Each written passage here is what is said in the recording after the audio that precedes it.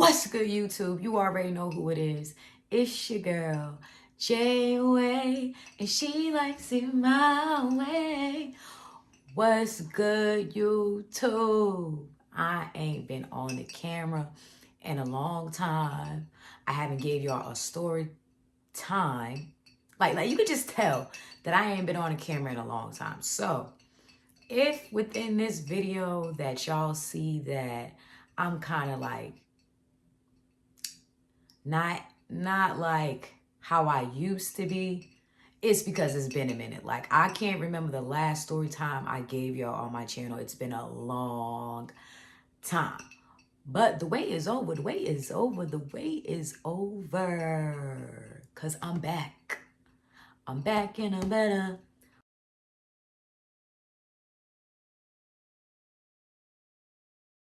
But what's good, you guys?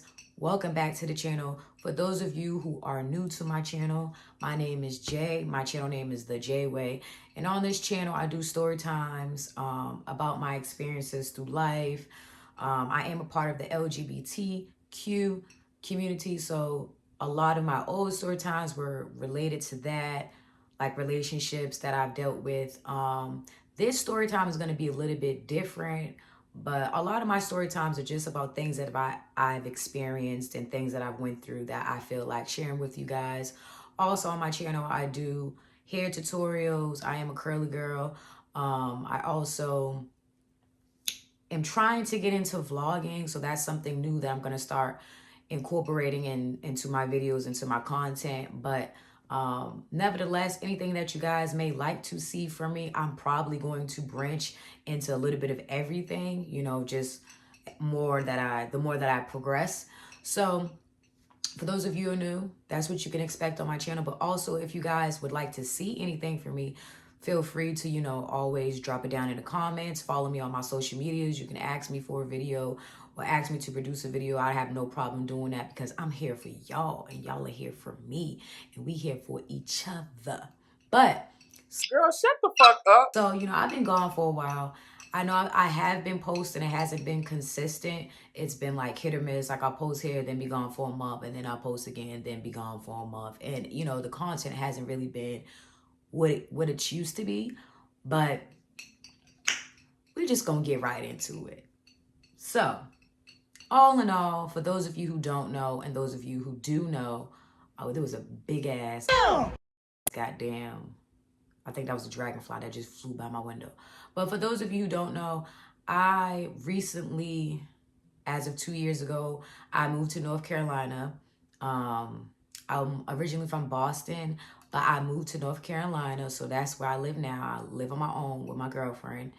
And so we live in our own spot. But here's where the story time comes in. Before we got into our own spot, we were homeless at one point. We lived in the car, her old car. Now we have a new car, but that's coming soon too. But we lived in the car, and then we were like living with other people. And then we lived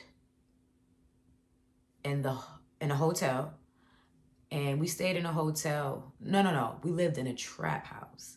And then we moved to a hotel. We stayed in a hotel for about 8 or 9 months. And then that's when we came here. But before we moved into the little motel hotel, we were living in a trap house. And so I just came on here to tell you guys about a story that really affected me, because I've never seen anything like this. You know what I'm saying? I'm from Boston. You know, don't get me wrong. I'm from the borough in Boston. You know what I'm saying? Dorchester, Roxbury, that area. So I know everywhere you go, they have a hood. You know what I'm saying? People who are from up north and people who move down south, you know, don't get me wrong. I wasn't expecting to come to no suburban type area, but I wasn't expecting to live in a trap house neither. It just so happened. Actually, we stayed, I'm sorry, y'all. We stayed in 2 rooming houses, but the second one was more so like a trap spot. Nevertheless, this particular trap house that we stayed in, you know, it was nothing that I expected to move into. It was sort of, hey, you know, babe, we got to do this, or, you know, basically we'll be back homeless. You know what I'm saying? We no longer had the car due to financial reasons. And that was sort of our last resort, was this room house. We had the money, they had the room, we bought it. You know what I'm saying? So that's how we ended up getting to this room house. But like I was saying, though, it's not, when I say this, I'm not trying to act like I'm be above all, like I can't live in a trap house or a room house. But it was definitely something that I didn't come from. So it was a new experience for me. And it wasn't your typical room and house neither. So we're going to jump right into the story. So, all right. So I got my coffee. Let me take a sip because I'm already thirsty. So, like I was saying to y'all, we moved into a room house. It was a room house slash trap house, and I don't even know if I could say the things that I want to say on here. So I'm going to try to keep it professional or YouTube friendly. So the reason that the trap house was a big like culture shock, or like, whoa, like, girl, you in the South, the nitty gritty, girl, you in the nitty gritty, girl, was because, so it was a trap house, you know, what people do in a trap house. You know what I'm saying? People were coming there to have sex. People were coming there to cop drugs. People were in the house using drugs. You know what I'm saying? Out of the people in the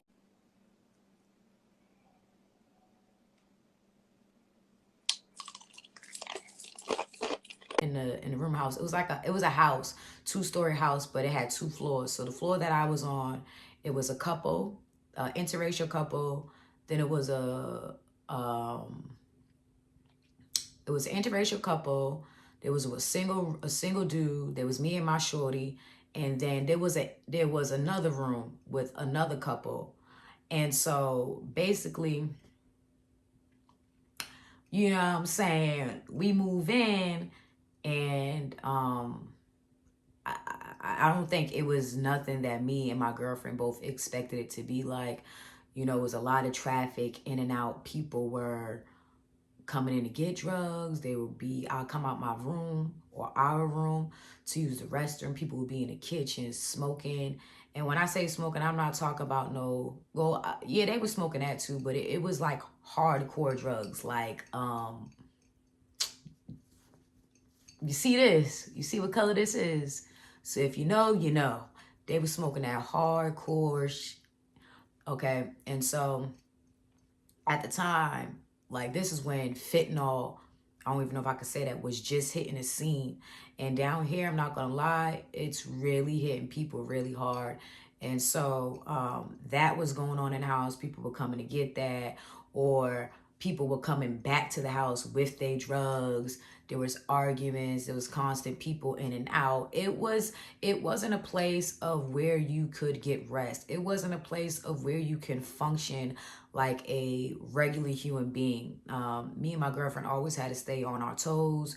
We had to be cautious of locking the door in and out as we left, you know, say not to leave any personal belongings around. Not necessarily because the people weren't trustworthy, but because a lot of the people that lived there were addicted to something. I don't want to per se say addicts and label anybody anything, but they were addicted to certain substances. So to leave personal belongings, out in the open, or to leave our room door unlocked would have sort of been just stupid. You know what I'm saying? So, we lived in that environment for at least I would say like 6 months, at least 6 months. And it was very hard, you know what I'm saying? I've seen a lot of things that I've never seen before. I'm smiling because it's so deep, but I don't want to get too deep into that right now in this video. That'll come at another time. But the more so thing of the reason for this whole story time of me saying that I lived in a trap house, I witnessed a woman die, and I say this to say because addiction is very serious, and I think people don't understand how heavy an addiction really can be, and how it could be life or death. And I don't, even me saying this, I didn't understand how heavy addiction would be. You know what I'm saying? I like to drink, and people would joke and say, "Oh, you're an alcoholic," and stuff like that. But actually living and seeing people older than me, much older, deal with a substance abuse was really eye-opening to me. It was like, wow, this is a real last thing. You know what I'm saying? Yeah, I like to drink, but I would never classify myself as an addict. You know what I'm saying? I could live without it. I don't have to wake up to it. Um, have I ever used alcohol as a way to cope with things? Absolutely. But living in this house, I've noticed that it was a thing of people really, that was their way of living. They couldn't live without the things that they wanted. And so, like I said, it was a interracial couple. There was there was an Asian man that lived there. He wasn't even living in a room. He was like in the utility room. Like they made the utility room, like where you keep the boiler room type shit at. They made that into his room, and he stayed in it. He didn't have no TV. His room was just like cluttered, clothes everywhere, food everywhere. It was so small. It wasn't even as big as this room that I'm sitting in. It was literally like a box. And it didn't even have a window. You know what I'm saying? And then there was another dude who was single in there. He did his one too, you know what I'm saying? He moved his whatever he did. You know what I'm saying? He had his motion how he had his motion. And then there was another couple.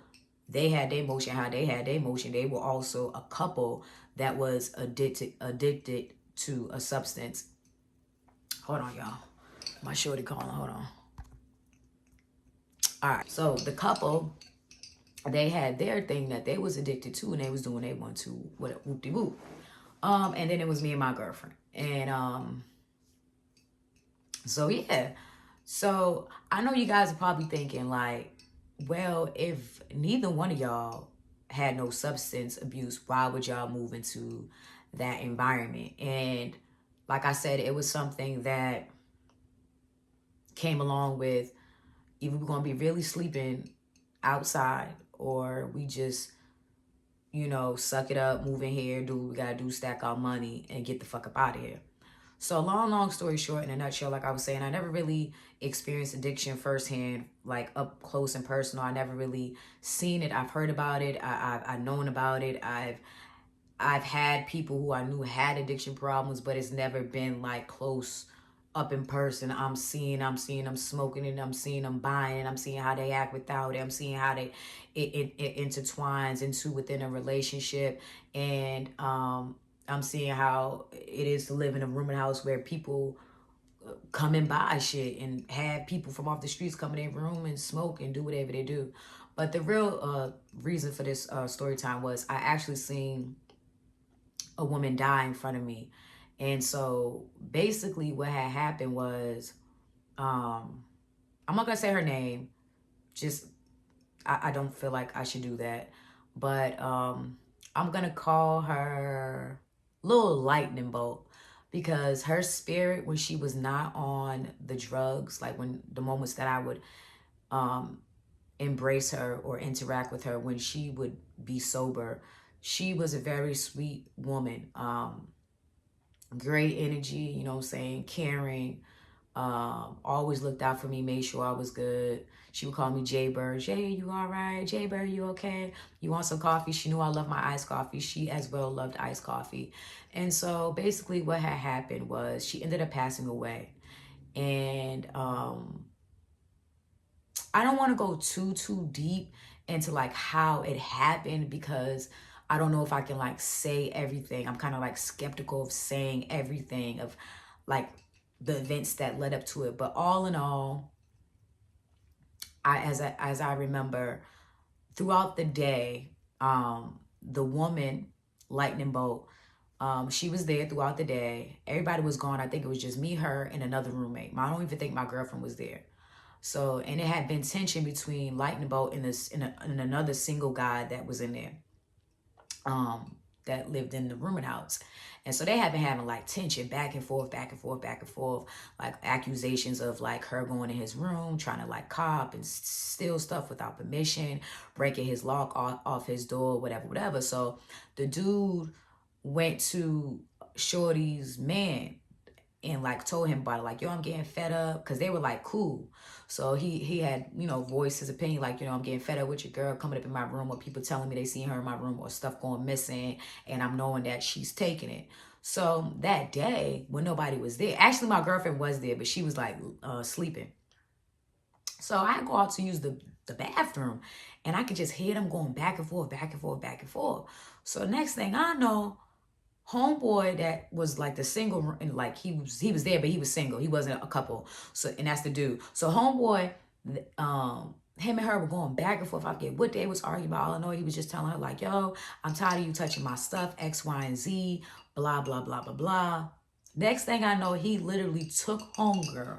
She was very thin, a Caucasian woman, very thin, uh, and also that had to do with the drugs, but very thin.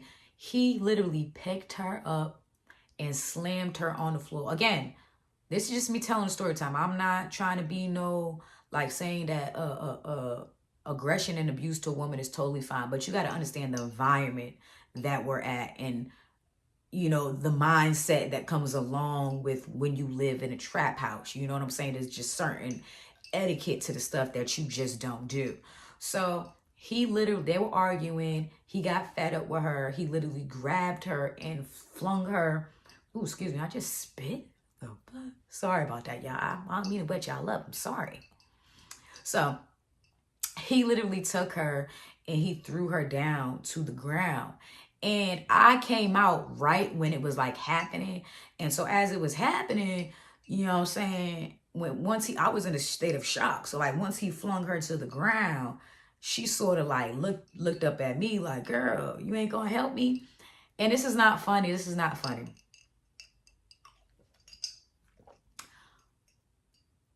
I'm sort of in the profession when stuff like that is going around, being that I never experienced nothing like that. Now, at this point, as I'm telling this story, at this point, as I'm telling y'all this story, everybody was sort of like cordial or knew each other well enough. So I knew that that wasn't my position to get involved, because when me and my girl would have problems and we would be going back and forth, nobody really would be like, oh, hey, you know what I'm saying? Y'all stop whatever y'all got going on. People just like, you know what I'm saying?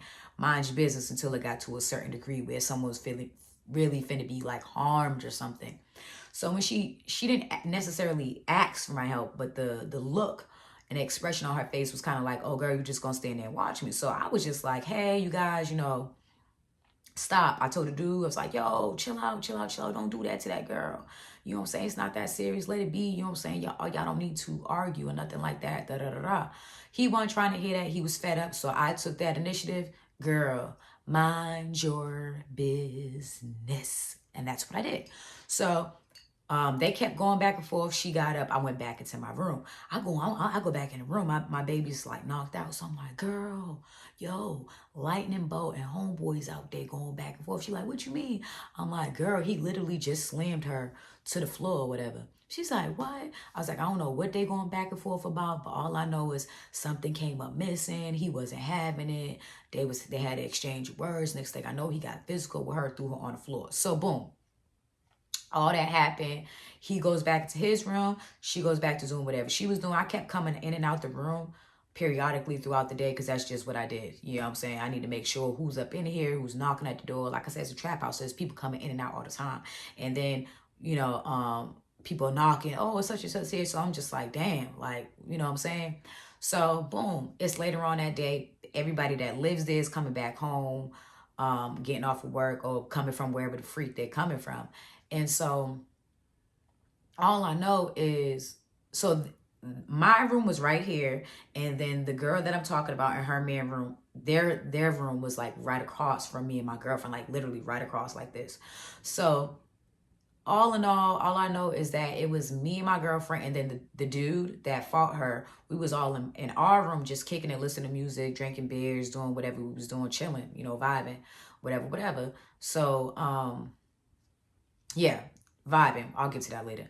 Doing whatever we was doing, drinking beers, like I said. So all I know is that the girl that lives across the hall from us, Lightning Bolt, she had some company that had came in and out, and there was a lot of arguing still going on. But she was doing it from within her room. She had the door like locked and like barricaded.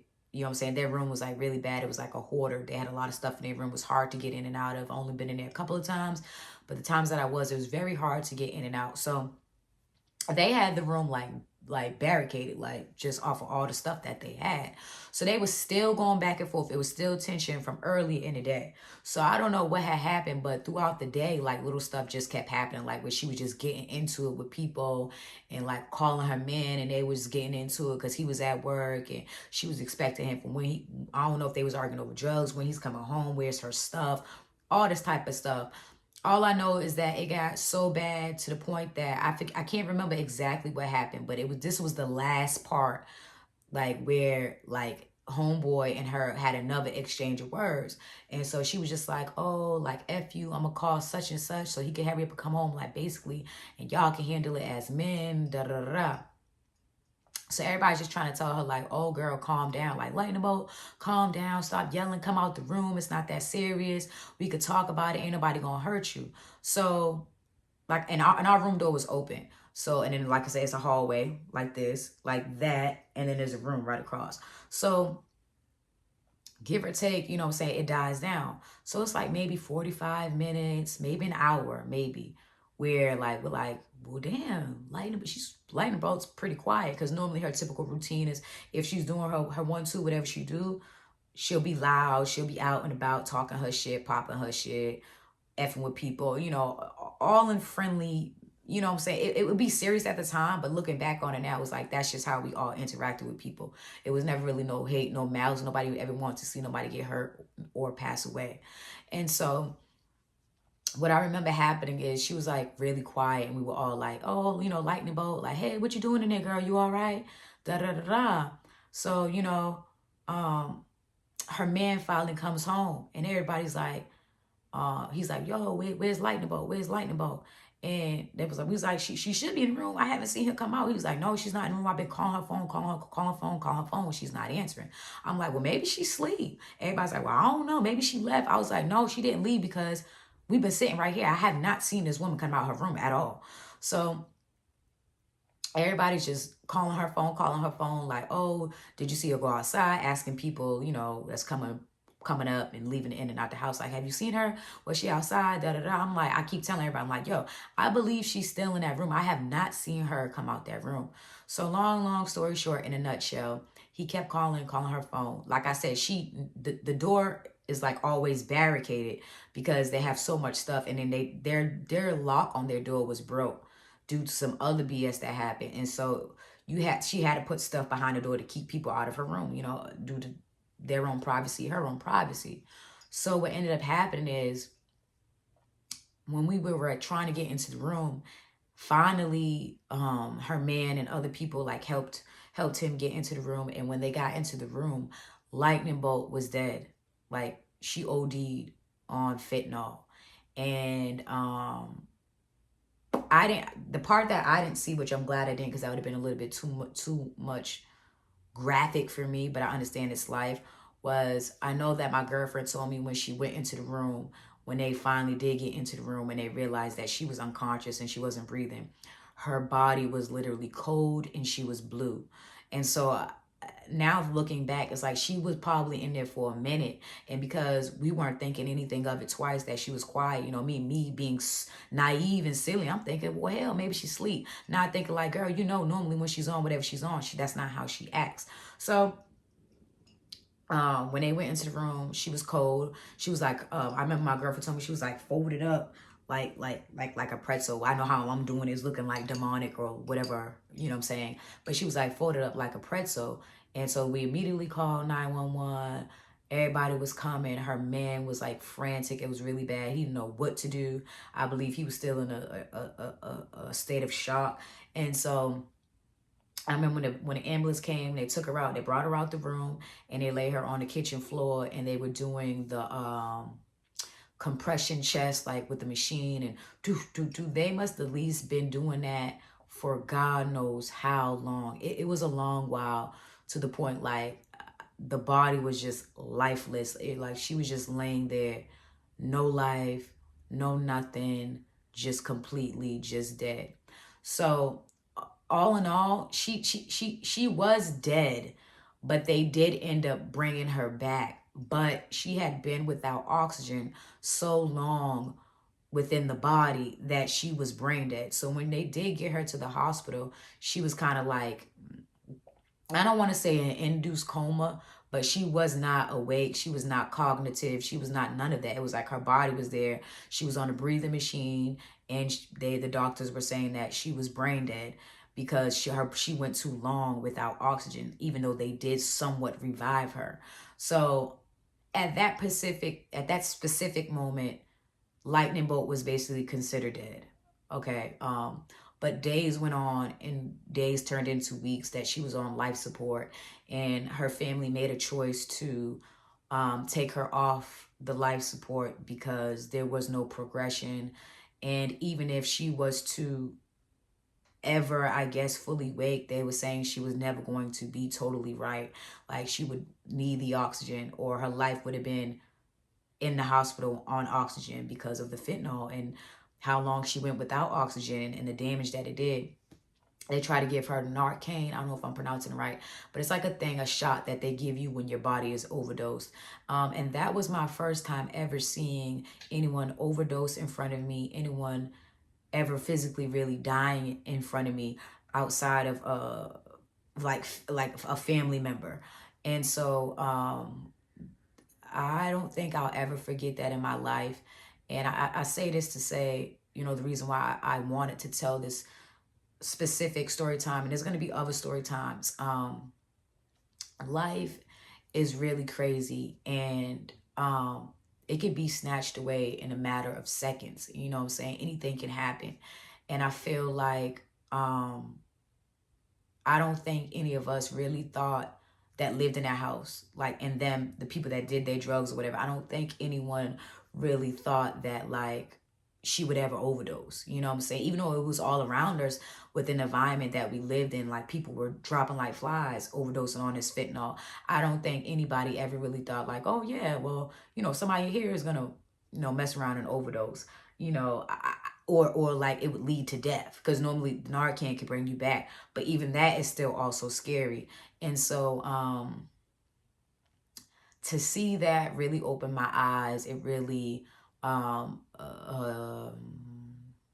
it showed me a different aspect of life, of people. There are people who have their jobs, they go to work Monday through Friday, they come home, they do the family thing, they got their kids, and everything is in routine. And then there's also a side of life where people who are homeless, and a lot of their homelessness comes from them having an addiction where they lost everything. And so now they are homeless. And because they are homeless, you already don't have anything. You continue to do what it is that you know. What? Using your drugs, staying high, or continuously the drinking, you know what I'm saying? And I come from a world where I lived with my mom, and, I had my family, and I had my set of friends where I didn't experience that hands on. So I knew nothing about it up close and personal, but I knew it existed. You know what I'm saying? Of course, they have poverty and homelessness in Boston, where I come from. It's not like I'm coming from a different country. I'm only coming from, excuse me, goddamn. I'm only coming from a different state. And so, you know what I'm saying? I'm just trying to, the reason why I'm just saying that is I feel like I'm not going to say I ever like judged her, but I did at first. I judged the whole house. Like, I can't believe I'm really living in a house full of junkies, and I don't do any type of substance, no hard drugs, nothing. I don't even smoke weed. You know what I'm saying? I used to smoke weed. I stopped doing that.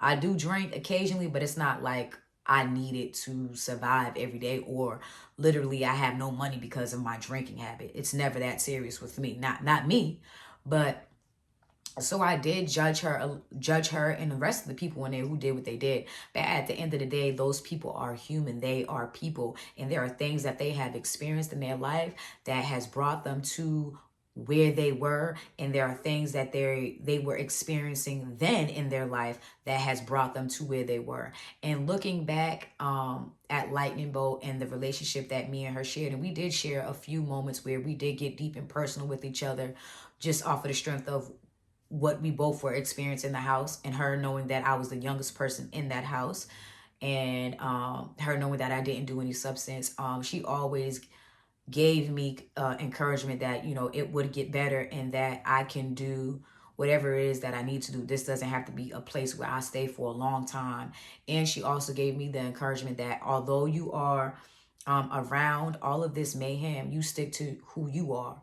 You know what I'm saying? And what she meant by that is because I was around a lot of people who were doing big time drugs, I myself never dibbled and dabbled with anything. I that's not in me. That's not something I wanted to experience. That's not something I was going to get peer pressured into doing because it was my environment. I literally had to hold my own. There were days that like I would just cry and pray to God to somebody please get me out of here. But that situation taught me survival in life, because there's a lot of things that school can teach you, but the streets can also teach you. Because when you go to school and you go to college, they're not going to teach you how to know what to do in situations like that. When you're in, you know, an environment that can be dangerous, that has drugs, that has guns, that has, you know what I'm saying? They don't teach you that type of stuff. And life is going to life, no matter what degree you got under your belt, no matter how many years of school you got, no matter how much of a good upbringing you have, you never know where life can take you. And yes, I come from a decent, not a great, a decent family. My mother and my stepfather, you know what I'm saying, they did the best they could. I never really had a want for nothing. But I decided to leave home. So I had to do and be in places where I needed to be off my own choice to get to where I am now, which is in my own apartment, got my own car, you know what I'm saying? Shit that I didn't have back in Boston. I had to go through these experiences, and I had to meet Lightning Bolt, and I had to live in that rooming house, that trap house, and the other rooming house. And I had to live in that hotel for 8 months to get me to where I am right now.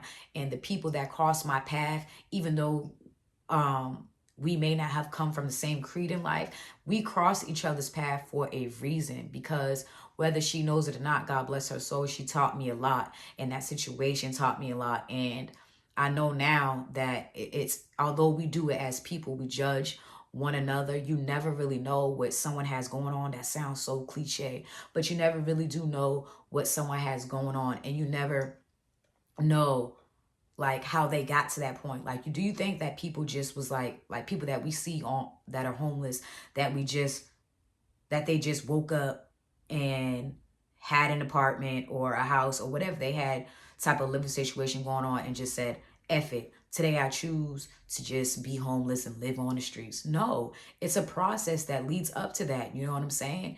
It's events, life traumas, you know, things that happen to a person, and it's a healing process that if you don't do, sometimes it leads to that, or not having anyone to talk to, or your family abandoning you because you are addicted to something, you know what I'm saying, and feeling like you have no one to run to. I thank God that I never had to experience that, but you know, being out here on my own has taught me such a great deal of appreciation for life, and it has shown me an inner strength that I never knew that I had.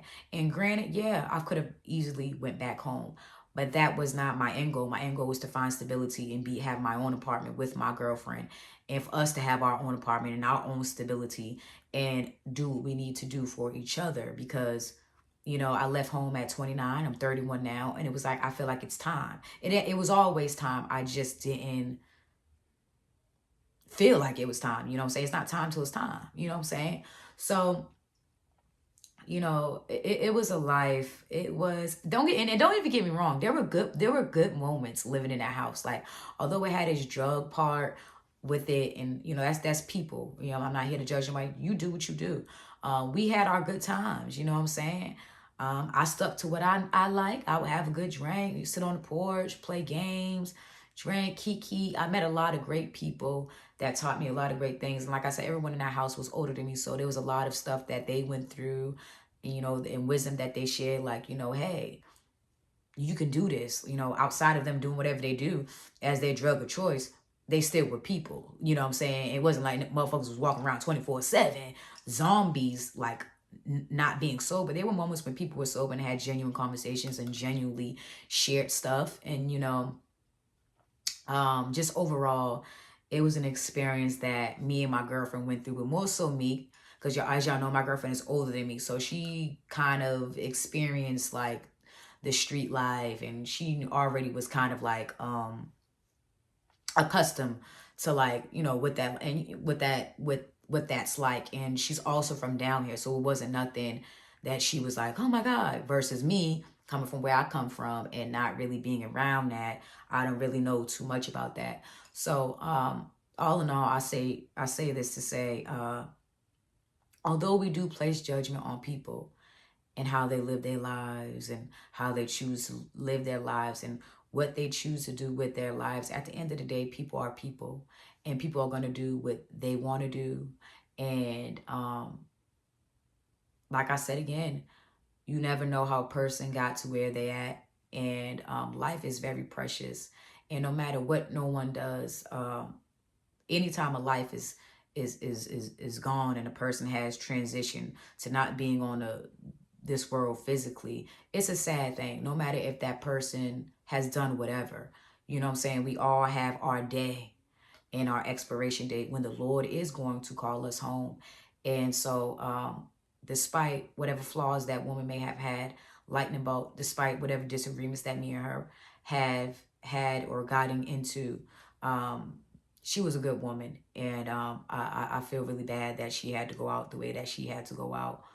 And if I could do anything differently, although I chose to mind my business a lot, I think I would have been more vocal in telling her, like, you know, you're better than this, and you can break this addiction. You know what I'm saying? You can fight it. You can beat it. You know what I'm saying? And I feel like a lot of the times people are so quick to discourage someone and degrade them and talk down that there's never encouraging words. You know what I'm saying? Even when a person is in a situation that's not ideal, a lot of people are quick to just kick you while you're down more versus uplifting. And don't get me wrong, I'm not saying like I'm perfect, like I've never done that. But looking back now and knowing what I know, yeah, I would totally have shared my voice more and been there a little bit more than I could have, versus just me minding my own business. But I just say that to say, you guys, you know what I'm saying? Yeah, I lived in a trap house, and there's more stuff that I experienced in there. It was something that I had to do for me. And I don't know, you know, I don't care either who judges me off of what I'm saying or that part of my life that I had to go through, because I wouldn't be where I am right now. There's a lot of stuff that we're going to go through in life that is going to get us to that next point that you would be like, wow, I really had to go through that to get me to where I am now. So, you know what I'm saying? Every experience in life is leading to what is the word? A point, a vivid point or viable point. Everything that we go through as people, good, bad, great, traumatic, oh my God, like the worst case scenarios that you would ever think that you wouldn't be in, those moments are leading to something way bigger, something that you're praying for, something that you didn't know God was going to bless you with. It's all part of the plan. And who am I to sit here? Who is anyone that's watching this video that may judge it to be like, wow, she be lived in a trap house? You know what I'm saying? It's no different from people that's strapping on the block, you know what I'm saying? Serving people, doing whatever they're doing, gang banging, like it's the same, you know what I'm saying? I just was in an environment where I was in an environment. I had to move the way I had to move to make it. You know what I'm saying? I could have gave up and fell in and been God knows where, you know what I'm saying? But I know who God is. I know who I am. Most certainly, at the end of the day, I know how, and I know how I was raised, and I know my values, and I know what I'm going to do and what I'm not going to do. And so, yeah, that was my experience living in, you know, in a trap house. And I just want to say, you know, that fentanyl stuff, I don't even know just, it's not good. It's not good. It's really, it was dropping people like flies. You know what I'm saying? I see stuff on Facebook, people giving tributes and saying X, Y, and Z passed away over that fentanyl. That fentanyl was really no joke. Like, when it came on the scene, man, listen, it came on the scene. It didn't come to play. And as sad as I gotta say it that way, it's the truth. It didn't come to play.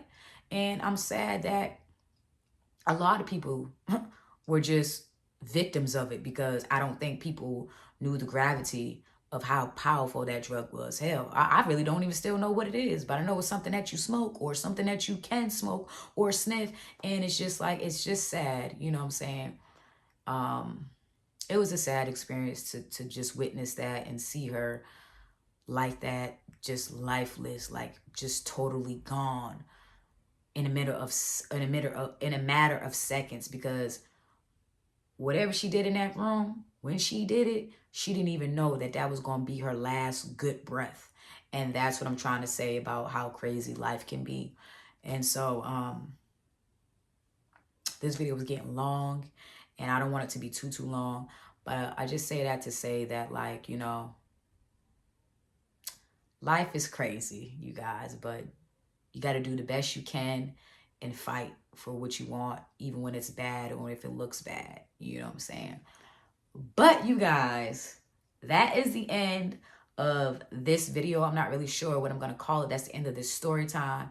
But I appreciate you guys for rocking with me. I may edit this and make it a little bit shorter and just get to the nitty gritty of the story, or I may just leave it like this. If you guys could just stay tuned through the whole video and watch the whole thing, you a real one. I really do appreciate it. Run them views up for me if you guys really F with me the way y'all F with me, because I F with y'all. I appreciate the support, even when I had my break and I wasn't posting as much and I wasn't on the scene at all on YouTube. I appreciate you guys for sticking with me, those who continue, who stay subscribed, and for those who are new to my channel, I really do appreciate the love over here. You know what I'm saying? Make sure you like, comment, share, and subscribe to my channel. Also, if you like to drop some video ideas for me, you can follow me on my social media platforms. I'll put them on the screen, or they'll be in the description box. Y'all can feel free to message me and ask me to do any more videos or story times or whatever you may want to see. You know what I'm saying? Chat with me. Connect. Let's connect. So, yeah, that pretty much sums up this video. It's been a minute since I've been on the camera, so I hope it wasn't so or too awkward, but I'm becoming back around more often. Okay. Got a little ring light now, if y'all can't tell by the light, you know what I'm saying? You all say, I've been gone, but just because I've been gone don't mean I ain't been working on things. Shout out to my shorty for getting this for me. She got it for my birthday. But yeah, so, you know what I'm saying? Like, y'all stay tuned for more videos. And if you stayed through this whole video, I really do appreciate you for doing that, because I know I could get like mouthy and I like to talk a lot, but I just got to let y'all know what I know. You know what I'm saying? Hence the reason why it's a story time. And yeah, thank you guys so much for the love. You already know who it is. It's your girl, Jayyy Wayyy, and she likes it my way. All right, you guys, I'm going to see y'all in the next video. Stay tuned. I love y'all. Peace and love, positive vibes only. And stay true to you no matter what. And I'm going to see y'all soon. Peace.